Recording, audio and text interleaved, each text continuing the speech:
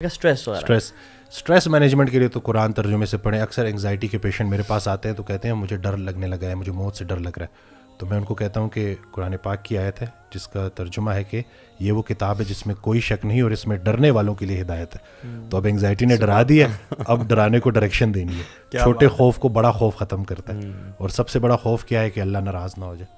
اور جیسے جیسے آپ اسی کو ڈائریکشن دینی ہوتی ہے. غافلوں کے لیے تو کچھ ہے ہی نہیں, جن کے دلوں پہ جو ہے مہر لگ چکی ہے ان کے لیے تو کچھ بھی نہیں, ان کو کیا ملے گا. لیکن جو ڈر گیا ہے نا, جس کو ڈر لگتا ہے, جس کے اندر احساس ہے, انگزائٹی اپنے اس پریشانی کو چینلائز کرنے کا نام ہے کہ اس کو جب آپ چینلائز کر لیتے ہو تو آپ بہت کچھ سیکھتے ہو اس بیماری سے. انہیں کہ موت کا ڈر, رسول اللہ صلی اللہ علیہ وسلم کی حدیث ہے کہ کثرت سے موت کو یاد کرو, تو ویسے یاد نہیں ہوتی تو پھر بیماری کی شکل میں اللہ یاد کروا دیتا ہے. اور موت تو جو ہے نا زندگی کی حفاظت کرتی ہے. وقت سے پہلے تو موت آ ہی نہیں سکتی, وقت کے بعد زندگی ٹھہر نہیں سکتی. تو جس چیز کو ہم بدل نہیں سکتے اس کے بارے میں سوچ سوچ کے ہم اپنی حالت کو کیوں اتنا بدل دیتے ہیں. تو بیسٹ ٹائم ہے عبادت کا, قرآن پڑھنے کا, کیونکہ آپ کو ایک ایک آیت جا کے ہٹ کرے گی, آپ کو وہ آپ کے دل تک جائے گی. وہ راحت جو تمہیں سلا رہی ہے اس سے وہ تکلیف بہتر ہے جو تمہیں جگا رہی ہے. یہ حقیقت ایسی ہے. اور جیسی ہی انگزائٹی کو آپ چینلائز کر لیتے ہو, ہیلپ لو, سائیکالوجسٹ کے پاس جاؤ, لیکن ساتھ ساتھ آپ کے پاس ایک بک آف گائیڈنس ہے بہترین, آپ کے سامنے ہے سب کچھ, پڑھنا شروع کرو.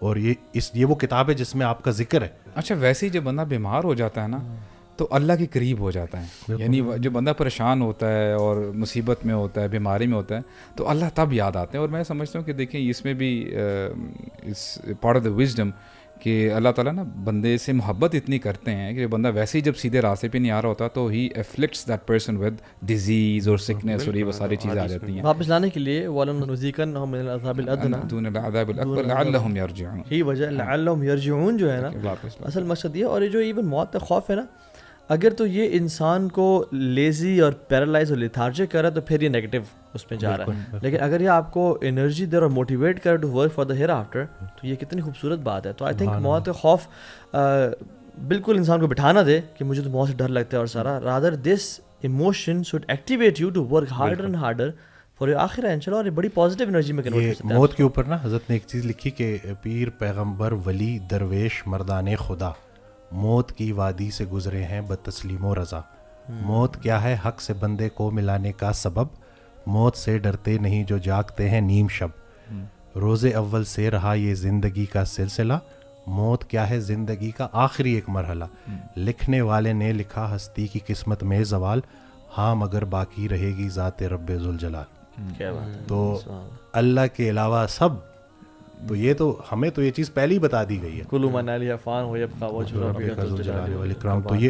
تو یہی ہے کہ ہم نے اپنی ان پریشانیوں, وہ پریشانیاں ہماری غلط فہمیاں ہوتی ہیں, ہم نے ان کو ریڈ کرنا ہے, ان کو سمجھنا ہے, اور اسی کے اندر ہمارے لیے پورا کا پورا راستہ موجود ہوتا ہے.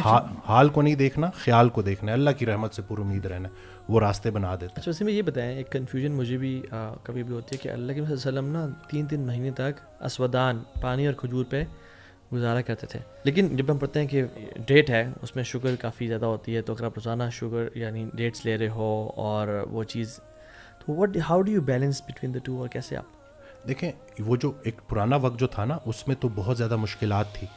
ٹیسٹ تو ہے ہی تب کہ جب آپ کے پاس سب کچھ موجود ہے, اب آپ کیسے چل رہے ہیں, اسی میں تو بیلنس کرنا ہے. جب ایک چیز کی آپ کے پاس اویلیبلٹی ہی نہیں ہے, ٹھیک ہے, اور آپ لوگ سب کو یہی بتا رہے ہیں کہ کم خوراک سے زیادہ مشقت کی جا سکتی ہے. آج کے دور میں چونکہ اتنا کچھ بدل چکا ہے, آپ دیکھ لیں پروسیسڈ فوڈ ہے, سارا کچھ ہے, تو یہ جو ریسرچ ہے نا, جو سائنس ہے, یہ بھی اللہ کی بنائی ہوئی ہے. تو اس کا مقصد بھی لوگوں کی زندگی میں آسانی لے کے آنا ہے.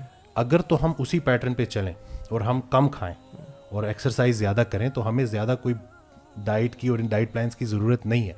یاد رہے کہ ہم وہ جنریشن ہے جو چھوٹی عمر سے پروسیسڈ فوڈ کھاتے آ رہے ہیں, تو ہم نے اپنی باڈی کو اتنا کنٹامینیٹ کر دیا ہے کہ اس کو ابھی ڈیٹاکسیفائی کرنے کے لیے ہمیں رائٹ سٹیپس لینے ہوں گے.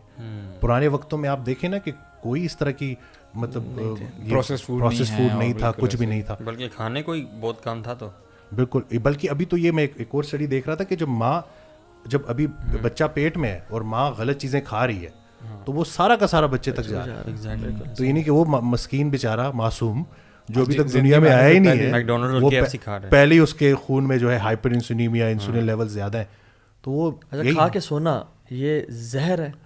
دیکھیں, اور پھر کیا کھا کے سونا. ہاں